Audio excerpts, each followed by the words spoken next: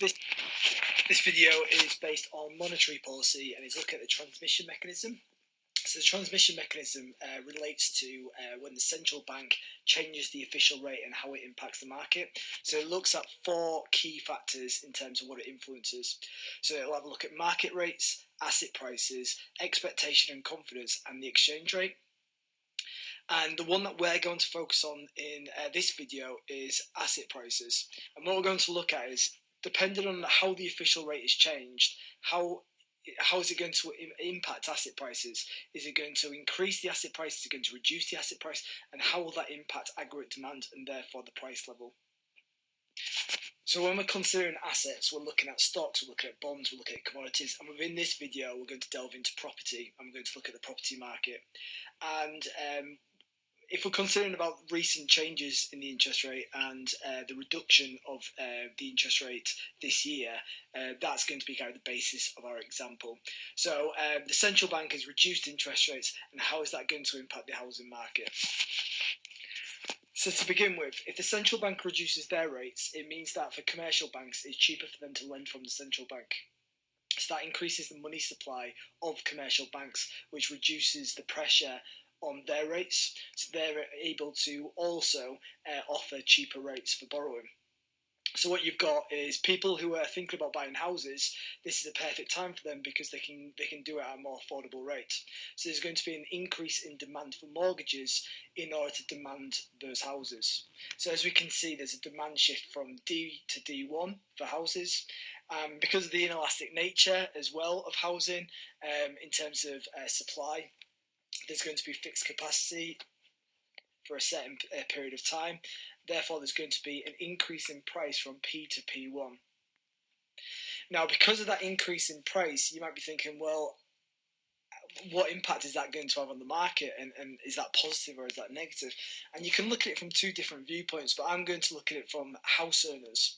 So if you already own a house, and all of a sudden you see that the average house price has increased within the country, that means that your asset, your house, is now worth more than it was before. So straight away, you're starting to feel wealthier because I suppose your wealth has gone up. And that wealth effect can then have an impact on your behaviour as a consumer, because that perceived wealth then, I suppose, builds up the confidence within the market to continue to consume and increase that consumption. And because of that increase in consumption, because due to the wealth effect, we can see an increase in aggregate demand from AD1 to AD2. And you have to remember, the reason why the central bank would reduce interest rates, it would be an expansionary technique. So we can see that the difference between AD1 and long-run aggregate supply shows the negative output gap that's taking place. And the whole idea is the central bank is trying to reduce that negative output gap. Now, because of higher confidence from consumers and higher consumption, there's going to be that confidence knocked on to firms as well, and businesses are going to see greater revenue, and because of that increase in revenue and that optimism about the economy, they might even increase investment. And what would multiplier effect from AD1 to AD2 then on to AD3?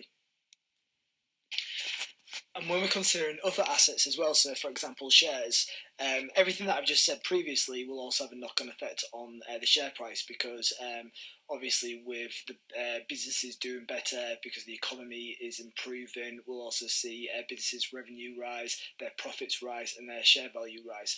But also, if we think about borrowing, it might not just be borrowing for mortgages, it might be borrowing also to invest in shares. And if people are buying more shares because they see that optimism in the economy, and they've got cheaper access to loans, for example, to then use those loans to buy shares, a higher demand for shares will also push up the share price. And if you already had shares within a company and you see that share value rise, then again the wealth effect will take place, and you'll have greater asset worth, greater wealth, and therefore more confidence within the market.